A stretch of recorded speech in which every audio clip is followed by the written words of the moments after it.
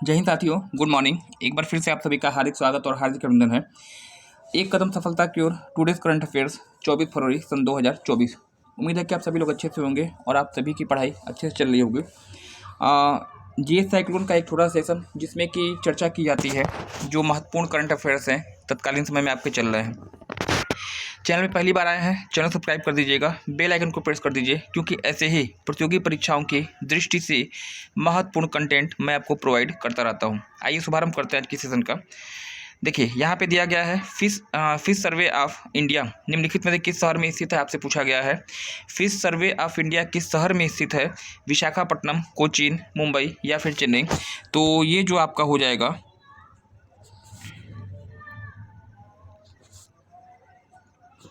Sorry, हाँ, fish survey of India निम्नलिखित में से किस शहर में स्थित है, आपसे पूछा गया है। इस प्रश्न का जो सही उत्तर आपका होगा ऑप्शन हो जाएगा ए।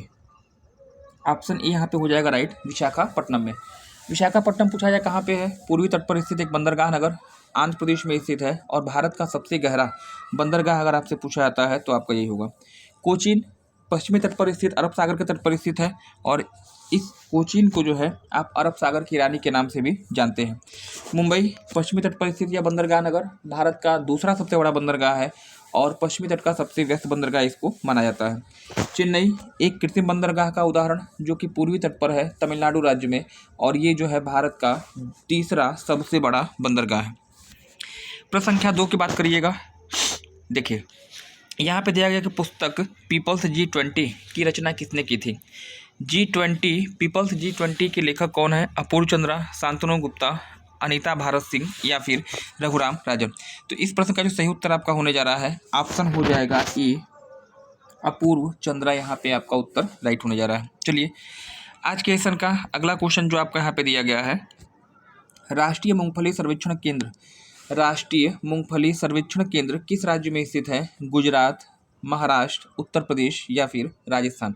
तो मूंगफली सर्वेक्षण केंद्र की बात हो रही है और मूंगफली कहाँ पे ये होगा? तो ऑप्शन डी यहाँ पे हो जाएगा आपका राइट, राजस्थान में इसकी लोकेशन होने जा रही है। चलिए आज के सेशन का अगला क्वेश्चन, प्रश्न संख्या 4 की बात करिएगा।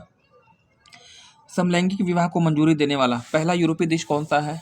समलैंगिक विवाह को मंजूरी देने वाला पहला यूरोपीय देश कौन सा है? आइसलैंड, बुल्गारिया, पोलैंड या फिर एस्टोनिया। देखिए इस प्रश्न का जो सही उत्तर है, समलैंगिक विवाह को मंजूरी देने वाला पहला यूरोपीय देश कौन सा है? तो ऑप्शन डी आप बताएंगे यहाँ पे, एस्टोनिया राइट होने जा रहा है। अच्छा आइसलैंड की बात कर लीजिए। यूरोप महाद्वीप का यह भी देश है आइसलैंड, जो कि आपका स्कैंडिनेविया क्षेत्र में पड़ता है। और आइसलैंड की राजधानी अगर पूछी जाए रेकजाविक है ना, रेकजाविक आइसलैंड की राजधानी है, विश्व की सबसे उत्तरतम राजधानी है। बुल्गारिया की बात कर लीजिएगा। बुल्गारिया जो है, बुल्गारिया यूरोपीय देश है और इसकी राजधानी सोफिया है। और अगर पोलैंड की बात करिएगा, पोलैंड की राजधानी वार्सा है। चलिए इसके बाद अगर प्रश्न संख्या 5 की बात करिएगा, अंतर्राष्ट्रीय हरित हाइड्रोजन सम्मेलन, अंतर्राष्ट्रीय हरित हाइड्रोजन सम्मेलन 2023 का आयोजन किस स्थान पर किया गया? वाराणसी, लखनऊ, नई दिल्ली या फिर कोलकाता। तो इसका जो प्रश्न का सही उत्तर आपका हो जाएगा, ऑप्शन यहाँ पे होने जा रहा है, हरित हाइड्रोजन सम्मेलन 2023 का आयोजन कहाँ पे हुआ था? ऑप्शन हो जाएगा यहाँ पे नई दिल्ली, आपका उत्तर सही होने जा रहा है। वाराणसी आपका चर्चा में इधर भी चला है क्योंकि प्रधानमंत्री मोदी जी का संसदीय क्षेत्र है, इसलिए जो है यहाँ से प्रश्न आपके बनने की संभावना रहेगी। और यहीं पे जो है विश्व के सबसे बड़े योग धाम की स्थापना की गई है, जिसे आप स्वरवेद मंदिर के नाम से जानते हैं। लखनऊ उत्तर प्रदेश की राजधानी और कलकत्ता आपका पश्चिम बंगाल की राजधानी है। पूर्वी तट का सबसे व्यस्त बंदरगाह है और इसको आप पूर्व का लंदन भी कहते हैं। प्रश्न संख्या अगर हम 6 की बात करेंगे तो यहाँ पे आपका दिया गया है, देखिए 27वीं विश्व सड़क कांग्रेस 2023 का आयोजन किस स्थान पर किया गया? प्राग, बंगलुरु, पेरिस और एम्स्टर्डम, है ना। 27वीं विश्व सड़क कांग्रेस 2023 का आयोजन किस स्थान पर किया गया है? प्राग है, बंगलौर है, चेन्नई है या फिर एम्स्टर्डम है। तो इस प्रश्न का जो सही उत्तर आपका होगा ऑप्शन ए यहाँ पे होने जा रहा है राइट, प्राग। प्राग पड़ता कहाँ है? तो चेक रिपब्लिक, यूरोपीय देश चेक रिपब्लिक या चेक राज्य की राजधानी है और ये जो है यहीं पे आपका अंतर्राष्ट्रीय खगोलीय संघ का मुख्यालय है। बंगलौर बंगलौर जो है भारत के कर्नाटक की राजधानी, साइंस सिटी भारत का वैज्ञानिक शहर, गार्डन सिटी ऑफ इंडिया और साथ ही साथ सिलिकॉन सिटी के नाम से इसको जाना जाता है। पेरिस की बात करिएगा, पेरिस जो है फ्रांस की राजधानी है और ये जो है इसे फैशन सिटी के नाम से भी पुकारा जाता है। एम्स्टर्डम, एम्स्टर्डम जो है नीदरलैंड की राजधानी है और यह जो क्षेत्र है आपका हीरा की कटाई के लिए जाना जाता है। चलिए, महर्षि वाल्मीकि एयरपोर्ट बहुत ही इंपॉर्टेंट है और लगभग हर एग्जाम में पूछा भी गया है। महर्षि वाल्मीकि एयरपोर्ट निम्नलिखित में से कहाँ पर स्थित है? विशाखापट्टनम, भोपाल, बीकानेर या फिर अयोध्या? तो महर्षि वाल्मीकि एयरपोर्ट कहाँ पे है? इस प्रश्न का जो सही उत्तर आपका होगा अयोध्या यहाँ पे होने जा रहा है, राइट है ना। चलिए, आज के सेशन का अगला क्वेश्चन जो आपको यहाँ पे दिया गया है, हाल ही में किस देश को अंतर्राष्ट्रीय सौर गठबंधन का नवीनतम सदस्य देश बनाया गया है? अंतर्राष्ट्रीय सौर गठबंधन का नवीनतम सदस्य देश किसे बनाया गया है?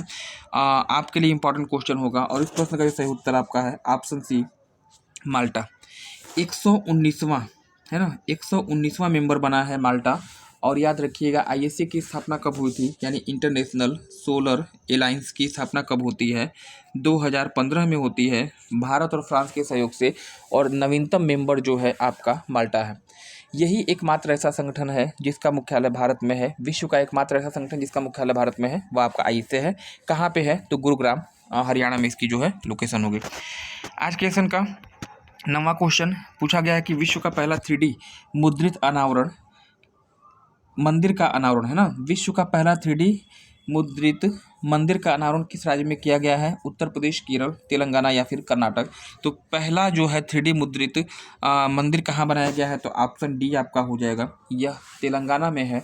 और याद रखिएगा यह जो है शिव जी, पार्वती जी और गणेश जी को समर्पित है, तो ये भी आपको ध्यान देना होगा। चूँकि पहला है इसलिए परीक्षा की दृष्टि से आपके लिए इंपॉर्टेंट होने जा रहा है। चलिए, आज के सेशन का अंतिम क्वेश्चन जो यहाँ पे दिया गया है, निम्नलिखित में से किसे 16वें वित्त आयोग के अध्यक्ष के रूप में नामित किया गया है? 16वें वित्त आयोग का अध्यक्ष कौन है? नंद किशोर सिंह, एनके सिंह, अरविंद पनगड़िया, मनोज कुमार सिंह या फिर इनमें से कोई नहीं? तो 16वें वित्त आयोग का अध्यक्ष कौन है? तो ऑप्शन भी यहाँ पर हो जाएगा आपका राइट, अरविंद पनगड़िया आपके राइट हैं। और नंद किशोर, एनके सिंह जो हैं आपके 15वें वित्त आयोग के क्या थे? चेयरमैन थे, अध्यक्ष थे। तो ये रहा आपका आज का सेशन। देखिए, चैनल पे अगर पहली बार आए हैं चैनल सब्सक्राइब कर दीजिएगा, बेल आइकन को प्रेस कर दीजिएगा। इस वीडियो का जो पीडीएफ लिंक है आपको डिस्क्रिप्शन बॉक्स में मिल जाएगा, वहाँ से आप इसको डाउनलोड कर सकते हैं। अगर वहाँ से नहीं मिलता है तो टेलीग्राम चैनल पे फॉलो करिए मुझे, वहाँ पे सभी वीडियो की पीडीएफ लिंक मैं आपको प्रोवाइड कर दूंगा। धन्यवाद, थैंक्स फॉर ज्वाइनिंग मी।